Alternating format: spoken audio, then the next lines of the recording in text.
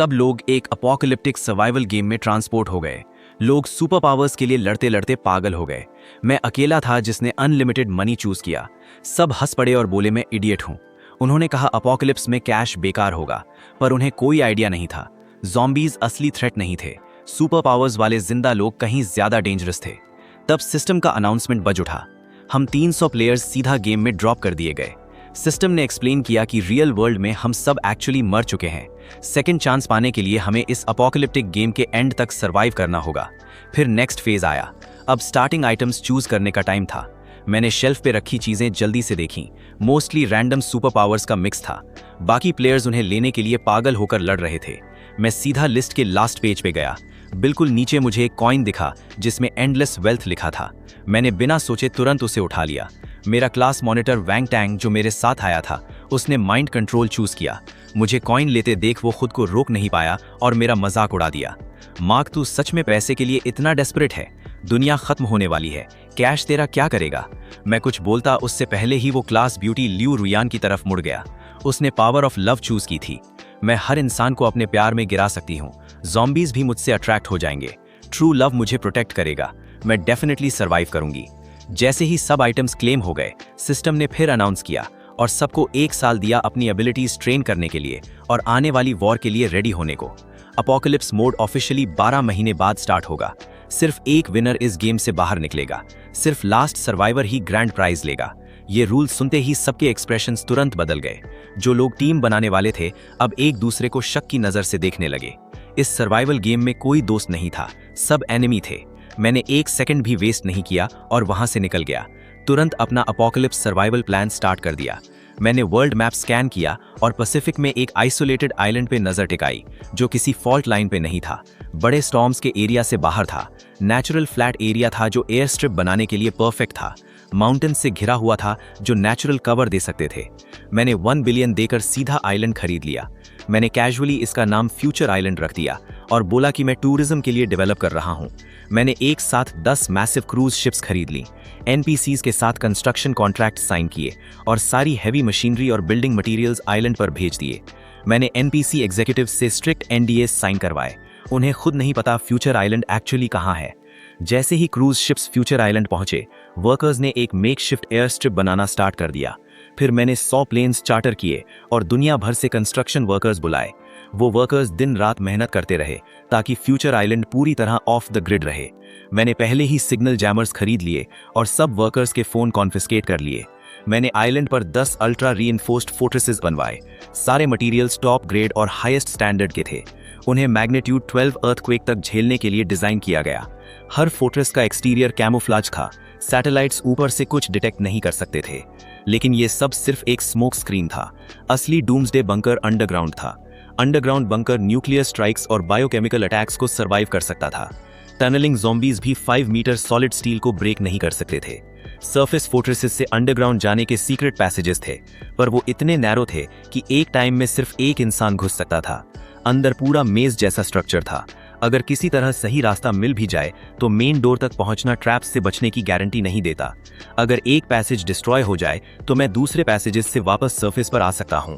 Apocalypse में energy सब कुछ होती है, इसलिए पावर सप्लाई के लिए मैंने विंड टर्बाइंस इंस्टॉल किए, साथ ही टाइडल और न्यूक्लियर पावर जनरेटर्स भी। पानी का सिस्टम भी ईजी था।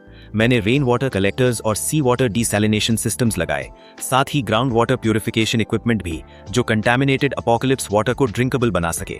इसके अलावा instant high temperature sterilization, instant low temperature sterilization, ultraviolet sterilization और केमिकल स्टेरिलाइजेशन इक्विपमेंट भी लगाया। बंकर के सीवेज के लिए एक dedicated waste water treatment system था। फ्लड रिस्क को देखते हुए सब वॉल्स वाटरप्रूफ की गईं। ब्लास्ट डोर्स बंद होने पर एयर टाइट सील हो जाते। अंडरग्राउंड ड्रेनेज सिस्टम काफी स्ट्रॉन्ग था। मैंने multiple air purification systems install किए ताकि अंडरग्राउंड शेल्टर में हमेशा क्लीन और सफिशिएंट एयर रहे। बैकअप के लिए मैंने 1 लाख ऑक्सीजन कैनिस्टर्स भी स्टोर किए ताकि जरूरत पड़े तो मैं खुद को बंकर में सील कर सकूं। मैंने 12 सेपरेट कंपार्टमेंट्स बनाए। अगर 1 या 2 फेल हो जाएं तो बाकी काम संभाल सकें। हर कंपार्टमेंट का अपना फंक्शन था। 3 कंपार्टमेंट्स में latest automated farming technology use की गई, जिसमें वेजिटेबल्स उगाई जा सकती थी, फिश रेस की जा सकती थी और चिकन्स भी रखे जा सकते थे। मैंने 2 वेयर हाउसेज में इतना सप्लाई स्टॉक किया कि 10 साल तक चल सके, मेडिसिन, फूड और वाटर। जब भी एनपीसीज को मेरे कंस्ट्रक्शन पर शक होता, मैं बस उन्हें टिप देकर चुप करा देता। फिर मैं ईगल लैंड गया और हैवी वेपनरी खरीदी, जिसमें मोबाइल कॉम्बैट रोबोट्स और रिकॉनेसेंस ड्रोन्स शामिल थे। और क्योंकि मैं इतना ज्यादा पे कर रहा था, मैंने ब्लैक मार्केट के थ्रू 2 न्यूक्लियर वॉरहेड्स भी ले लिए। कहीं एक बे में मैंने अपनी न्यूक्लियर सबमरीन और एक जेट स्टैश किया। अंडरग्राउंड बंकर से एक टनल सीधा सबमरीन डॉक तक जाता था। एबिलिटी वाले प्लेयर्स को आइलैंड तक पहुंचने से रोकने के लिए मैंने ओरिजिनल आइलैंड साइट पर आर्टिफिशियल रीफ्स लगाए, ताकि कोई भी बड़ा वेसल आए तो अटक कर डूब जाए। शोर के पास मैंने इलेक्ट्रिक फेंसिंग लगाई, जो पूरी कोस्ट लाइन को कवर करती थी, और सराउंडिंग वाटर्स में मैंने हर जगह एक्सप्लोसिव्स प्लांट कर दिए। मैंने रेडार सिस्टम्स भी इंस्टॉल किए, ताकि आइलैंड के पास आने वाली किसी भी चीज को डिटेक्ट करके टाइम पर डिस्ट्रॉय किया जा सके। मैंने स्काई में एक मैसिव इलेक्ट्रिक ग्रिड बनाया, ताकि इन्फेक्टेड बर्ड्स आइलैंड पर लैंड ना कर सकें। सिर्फ 1 साल में आइलैंड की डिफेंसेस फुली ऑपरेशनल हो गईं, और एनिमीज को कंफ्यूज करने के लिए मैंने दुनिया भर में टूरिज्म साइट्स डेवलप करने का ड्रामा भी किया, ताकि प्लेयर्स को शक ना हो। वो रिजॉर्ट्स एक्चुअली बैकअप लोकेशंस थे, जहां मैं बिना रीफ्यूलिंग के फ्लाई कर सकता था। लास्ट बैच ऑफ एनपीसीज को भेजने के बाद आइलैंड पर सिर्फ मैं रह गया। मैंने एक स्पेस एक्सप्लोरेशन कंपनी खरीदी और ऑर्बिट में 6000 से ज्यादा सैटेलाइट्स का कंट्रोल ले लिया, ताकि मेरा इंटरनेट कनेक्शन चलता रहे। उस 1 साल में मैंने दुनिया भर की एयरलाइंस और शिपिंग कंपनीज एक्वायर की, और फाइनल वीक में मैंने सब प्लेन्स और शिप्स डिस्ट्रॉय करने का ऑर्डर दे दिया। पूरी दुनिया को पता चल गया कि सबसे अमीर आदमी ने लॉन्ग डिस्टेंस ट्रांसपोर्टेशन खत्म कर दिया है। एनपीसीज को लगा वो पागल हो गया है, लेकिन प्लेयर्स समझ गए ये ग्लोबल टाइकून भी उनका कंपटीशन है। प्लेयर्स के चैट इंटरफेस में एक नोटिफिकेशन आया। वैंग टैंग ने मुझसे पूछा, मार्क, तो वो ग्लोबल टाइकून तू ही है ना?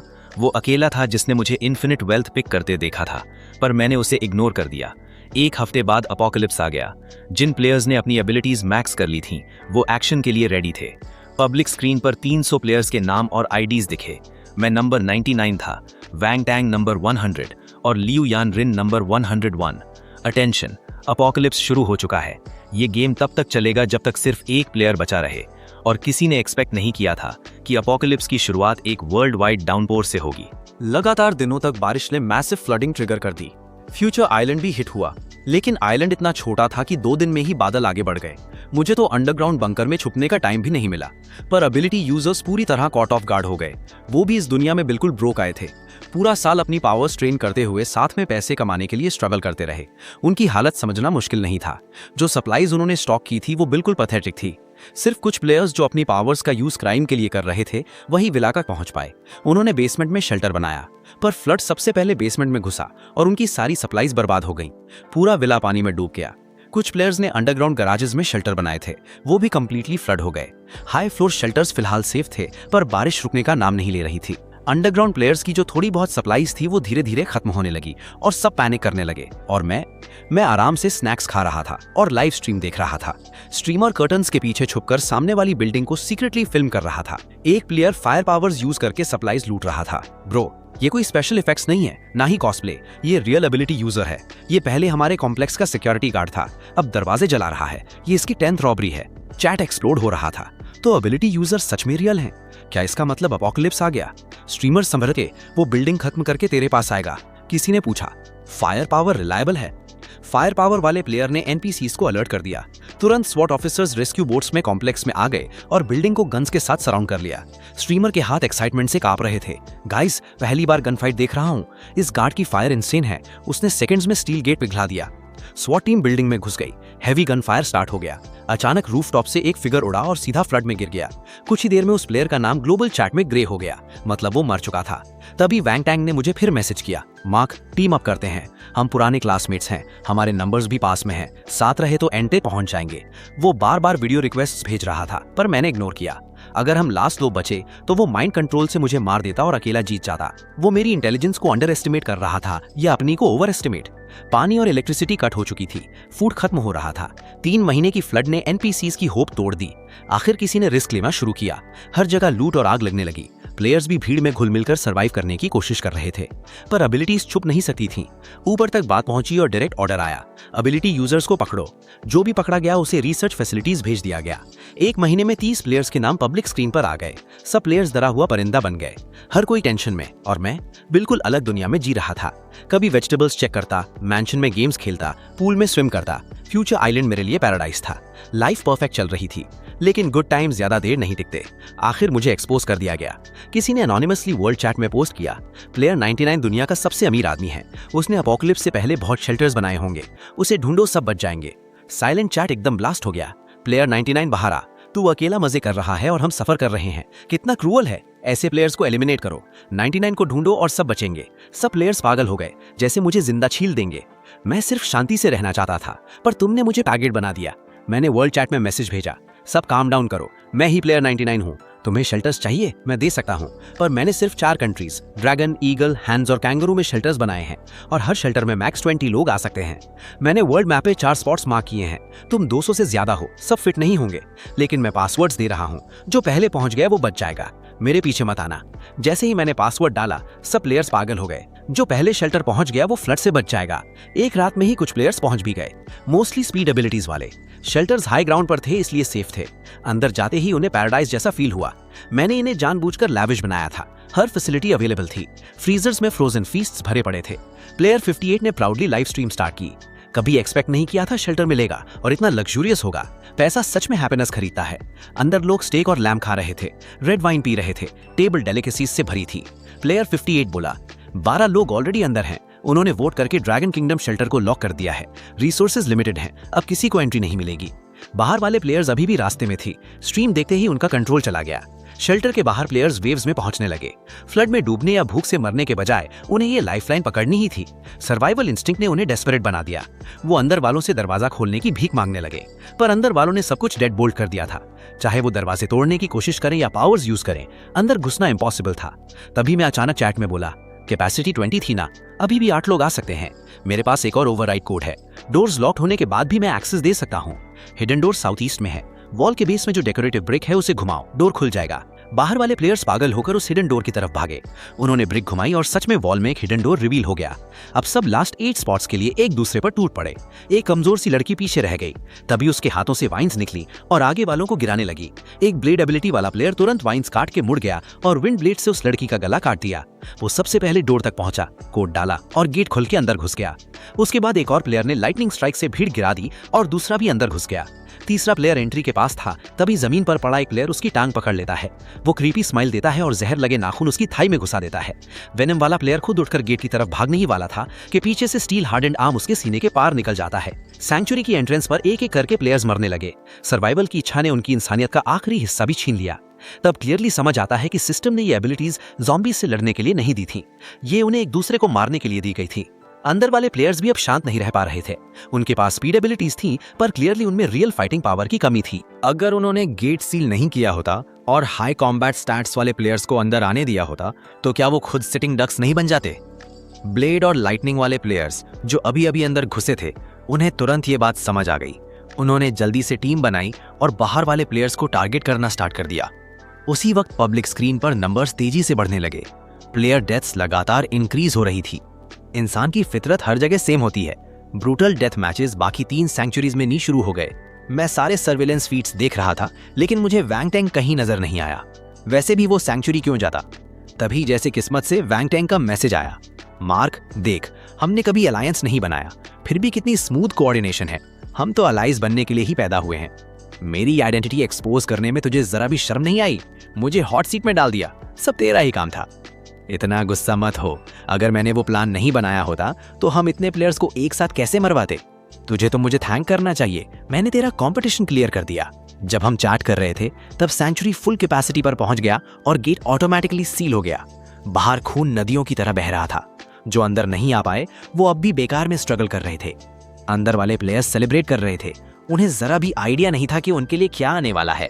मैं बस मुस्कुराया, क्या हो सकता है? मैंने वैंग टैंक से कहा, अफसोस तू सैंक्चुरी में नहीं है, और उसी के साथ मैंने एक बटन दबा दिया। एक ही पल में अंदर दबाए गए हजारों टन एक्सप्लोजिव्स डेटोनेट हो गए।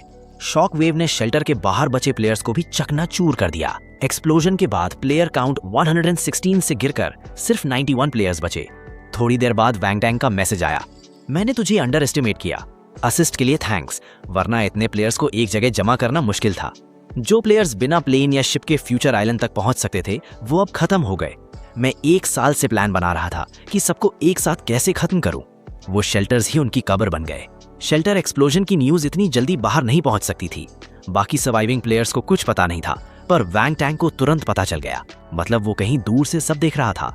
तब सिस्टम ने मुझे मैसेज दिया, कॉन्ग्रेचुलेशंस, तुम सबसे ज्यादा किल्स वाले प्लेयर बन गए हो, तुम्हें एक्स्ट्रा रिवॉर्ड मिलता है। मैं मुस्कुराए बिना नहीं रह सका, क्योंकि इस अपोकलिप्स में हमेशा सर्वाइवल ऑफ द फिटेस्ट होता है। 4 महीने बाद फ्लड का पानी धीरे धीरे कम हुआ और डूबी हुई जमीन फिर से सामने आई। सबने चैन की सांस ली और सोचा डिजास्टर खत्म हो गया, पर उन्हें यह नहीं पता था कि फ्लड एक प्लेग लेकर आया है। बहुत सारे मरे हुए एनपीसीज ज़ॉम्बीज बन गए। कांग्रेचुलेशंस उन 101 प्लेयर्स को जिन्होंने first stage apocalyptic flood clear किया। नेक्स्ट है सेकंड स्टेज अपोकलिप्टिक ज़ॉम्बीज। अब एबिलिटीज शाइन करेंगी।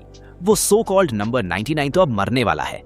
उसी वक्त लियू रुयान ने मुझे प्राइवेट मैसेज भेजा, मार्क, तेरे पास कोई एबिलिटी नहीं है, तू ज़ॉम्बी एपोकलिप्स सर्वाइव नहीं करेगा। अगर तू कुछ सप्लाईज शेयर करे और अपनी लोकेशन बता दे तो मैं तुझे प्रोटेक्ट कर सकती हूँ। मैंने धीरे से क्वेश्चन मार्क टाइप किया। मेरी एबिलिटी को अंडर एस्टिमेट मत कर, मैंने फ्लड इसी की वजह से सर्वाइव किया। मुझे पता था वो कैसे बची। अपनी लव एबिलिटी यूज करके नेबर्स से सप्लाईज ले ली और जब रेस्क्यू आया तो सबसे पहले वही बचाई गई। ये सोचकर मैंने रिप्लाई किया, सॉरी, मुझे इंटरेस्ट नहीं है। वैसे भी लियू रुयान को मेरा रिचेस्ट मैन होना पता चलना कोई कोइंसिडेंस नहीं था। ज़ॉम्बी वायरस हर कॉन्टिनेंट में फैल गया, क्योंकि मैंने पहले ही प्लेन्स और शिप्स डिस्ट्रॉय कर दिए थे और पैसिफिक आइलैंड नेशंस और अंटार्कटिका के रूट्स कट कर दिए थे। ट्रांसमिशन रुक गया। बेसिक ज़ॉम्बीज हैंडल करना मुश्किल नहीं था, पर वायरस बहुत फास्ट स्प्रेड हुआ। बार बार स्प्रेड होने के बाद म्यूटेशंस आने लगे, बिल्कुल जैसे मैंने प्रेडिक्ट किया था। स्मार्ट ज़ॉम्बीज और पावर्स वाले ज़ॉम्बीज क्वाइटली अपीयर होने लगे। अगर कोई ज़ॉम्बी एबिलिटी यूजर का फ्लैश खा ले तो उसकी पावर ले लेता। प्लेयर्स को समझ आ गया कि अलायंस के बिना वो मर जाएंगे, तो उन्होंने ग्रुप्स बना लिए और बेसिस बिल्ड किए ज़ॉम्बी अटैक्स रोकने के लिए। पर बेसिस सिर्फ ज़ॉम्बीज से नहीं लड़ रहे थे, वो एक दूसरे से भी लड़ रहे थे, सप्लाईज और सर्वाइवल के लिए। ज़ॉम्बी वायरस का सामना करते हुए मैंने ओशन में स्टील नेट्स लगवाए थे ताकि इन्फेक्टेड फिश फ्यूचर आइलैंड तक ना पहुंच सकें। ऊपर इलेक्ट्रिक ग्रिड्स भी लगा दी ताकि बर्ड्स लैंड ना कर सकें। धूप थोड़ी धीमी लगने लगी थी। रेनी डेज में मैं अंडरग्राउंड बंकर में ही रहता था और सिर्फ तब बाहर आता जब मशीन्स कंफर्म करती कि रेन क्लीन है। ये ज़ॉम्बी वायरस का मुझ पर सबसे बड़ा इफेक्ट था। लैंड बेस्ड नेटवर्क्स कब के क्रैश हो चुके थे। एनपीसीज सिर्फ रेडियो से कम्युनिकेट कर रहे थे, पर मुझे उस पुराने सिस्टम की जरूरत नहीं थी। मेरे पास हजारों सैटेलाइट्स थे जिससे मैं रियल टाइम में अर्थ देख रहा था। जैसे मैंने प्रेडिक्ट किया था, बर्ड्स वायरस कैरी कर रहे थे। जब वायरस वल्नरेबल आइलैंड नेशंस तक पहुंचा तो पूरा आइलैंड तुरंत लिविंग हेल बन गया। प्लेयर नंबर्स धीरे धीरे गिरते गए और अब सिर्फ 30 बचे थे। तभी एक mutated bird zombie future island के ऊपर से उड़ा, इलेक्ट्रिक ग्रिड से टकराया और हाई वोल्टेज से तुरंत जल गया। लेकिन एक पंख ग्रिड के गैप से अंदर आ गया। जमीन तक गिरने से पहले ही एक रोबोटिक डॉग ने फायर जेट से उसे जलाकर राख कर दिया। वो बर्ड शायद पैसिफिक के किसी और आइलैंड से आया था। उस दिन के बाद रोज बड़े बड़े झुंड में बर्ड्स फ्यूचर आइलैंड के ऊपर से गुजरने लगे। इलेक्ट्रिक ग्रिड पर उनकी लाशें चिपकने लगी। रोबोट्स पूरे आइलैंड में पेट्रोलिंग करते हुए उन्हें जला रहे थे और ग्रिड क्लियर कर रहे थे। अगर फ्यूचर आइलैंड की ये हालत थी तो बाकी दुनिया का अंदाजा लगाना मुश्किल नहीं था। मैं बीच पर चलना बंद कर दिया और परमानेंटली अंडरग्राउंड बंकर में शिफ्ट हो गया। आज न्यू ईयर है, पर दुनिया में किसी का सेलिब्रेट करने का मन नहीं है, सिर्फ मेरा है। मैं अपना न्यू ईयर डिनर खा रहा था और लास्ट स्प्रिंग फेस्टिवल गाला देख रहा था जो एपोकलिप्स से पहले आया था। मुझे अपनी पुरानी फैमिली याद आई, पर अब मैं अकेला था। अंदर से खाली फील होना नेचुरल था। मुझे वापस जाना ही था। मुझे लास्ट सर्वाइवर बनना ही था। मैंने अपने डिनर की फोटो खींचकर वैंग टैंग को भेज दी। 1 मिनट बाद उसने मेरी फोटो वर्ल्ड चैट में पोस्ट कर दी। मैं सोच सकता था प्लेयर्स का रिएक्शन। गुस्से से भरे कमेंट्स आने लगे। प्लेयर 99 तो मजे में है, हम एक गर्म खाना नहीं खा सकते और इसके पास फुल स्प्रेड है। ज्यादा उछल मत, मिल गया तो मार दूंगा। मुझे कोई फर्क नहीं पड़ा। मैं वेट कर रहा हूं, अगर मुझे ढूंढ पाओ तो। मैंने कंप्यूटर खोला और उन 30 प्लेयर्स के प्रोफाइल्स देखे जो मैंने पहले ही गैदर कर लिए थे। उन्हें नहीं पता था कि एपोकलिप्स से पहले ही मेरे पास हर जगह आंखें थीं। मेरे मर्सनरीज ने दुनिया भर में प्लेयर्स को ट्रैक किया और उन पर नजर रखी। मुझे हर प्लेयर की एबिलिटी और वीकनेस पता थी। एपोकलिप्स के बाद भी मेरे मर्सनरीज मेरे स्टॉक की हुई सप्लाईज पर सर्वाइव कर रहे थे और मेरे लिए काम कर रहे थे। मैं उन्हें नई सप्लाईज अनलॉक करता रहा। पैसा दुनिया चलाता है और एपोकलिप्स में सप्लाईज ही असली करेंसी है। 3 बड़ी पावर्स उभर कर सामने आई। पहली मिलिट्री थी जिसके पास पावरफुल आर्सेनल था और स्ट्रॉन्ग बेस था और वैंग टैंग ने माइंड कंट्रोल से उसका कमांड ले लिया था। दूसरी ज़ॉम्बीज थीं जिनके बीच एक ज़ॉम्बी किंग उभर कर आया जो एबिलिटी यूजर्स और प्लेयर्स को मारकर उनकी पावर्स ले रहा था। लियू रुयान उसके साथ थी और उसकी बिलवेड बन चुकी थी। तीसरी गैंग्स थीं जहां प्लेयर 128 ने सबसे डेंजरस देश में जाकर अपनी एबिलिटी से गैंग्स को कंट्रोल कर लिया और लूट के जरिए पावर बढ़ाई। बाकी के 26 प्लेयर्स इन 3 फैक्शंस में बट गए। प्लेयर 128 ग्रेविटी मैनिपुलेट कर सकता था जो एक एक्सट्रीमली पावरफुल एबिलिटी थी। 1-on-1 में कोई उसे नहीं हरा सकता था, फिर भी गैंग सबसे वीक फोर्स थी। मैंने स्टाइलिश से प्लेयर 128 के एवटार पर टैप किया। तू सबसे पहले मरेगा। तभी सिस्टम का अलर्ट फिर से बज उठा। 30 प्लेयर्स अभी भी जिंदा हैं। डिफिकल्टी इंक्रीज हो रही है। लेवल 3 एंटर हो रहा है। The frozen continent. किसी का तुरंत ब्रेकडाउन हो गया। अपोकलिप्स को 1 साल और 5 महीने हो चुके थे। सबके पास सप्लाईज खत्म हो चुकी थीं और अब आई से जा रही है तो इस प्लैनेट पर सब मर जाएंगे। ल्यू रुआन ने चुपचाप मुझे मैसेज किया, मार्क अपने मैसेजेस चेक करो, जल्द ही इस प्लैनेट पर सिर्फ ज़ॉम्बीज सर्वाइव करेंगे और मैं भी। तुम मुझे रिजेक्ट करने का रिग्रेट पूरी जिंदगी करोगे। फिर उसने अपनी ज़ॉम्बी किंग के साथ फोटो भेजी। ये देखकर मैंने ठंडी हंसी छोड़ी। ऐसा है तो मैं तुम दोनों लव बर्ड्स को एक साथ आफ्टर लाइफ भेजूंगा।